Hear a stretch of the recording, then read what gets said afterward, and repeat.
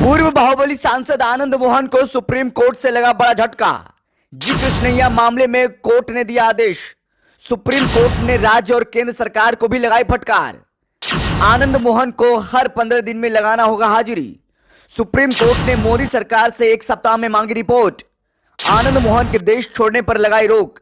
इस वक्त की बड़ी खबर पूर्व बाहुबली सांसद आनंद मोहन को लेकर के सामने आ रही है। पूर्व डीएम जी कृष्णैया हत्याकांड के दोषी होने के बावजूद जेल से रिहा कर दिए गए पूर्व सांसद आनंद मोहन पर सुप्रीम कोर्ट की गाज गिरी है। आनंद मोहन की रिहाई के खिलाफ जी कृष्णैया की विधवा उमा देवी कृष्णैया की याचिका पर सुनवाई करते हुए सुप्रीम कोर्ट ने बड़ा फैसला सुनाया है। नाराज कोर्ट ने केंद्र सरकार और राज्य सरकार को भी जमकर फटकार लगाई है। सुप्रीम कोर्ट में जस्टिस सूर्यकांत और जस्टिस केवी विश्वनाथन की बेंच में आनंद मोहन की रिहाई के खिलाफ दायर याचिका पर सुनवाई हुई।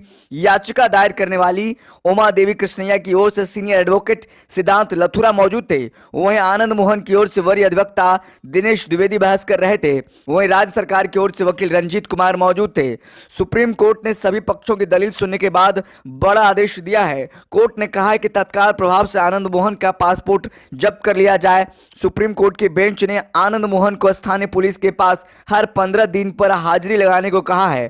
कोर्ट की बेंच ने इस मामले में केंद्र सरकार के रवैये के पर गहरी नाराजगी जताई है। दरअसल याचिका दायर करने वाली उमा देवी कृष्णैया ने केंद्र सरकार को भी प्रतिवादी बताया था, लेकिन केंद्र सरकार की ओर से कोर्ट में कोई जवाब नहीं दिया गया।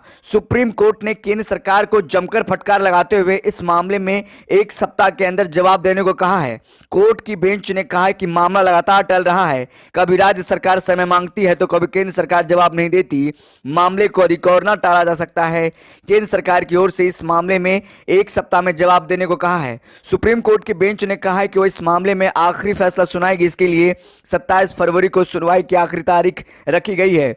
कोर्ट ने कहा है कि इतने महत्वपूर्ण मामले को आगे टाला नहीं जा सकता, लिहाजा अगली तारीख पर फैसला सुना दिया जाएगा।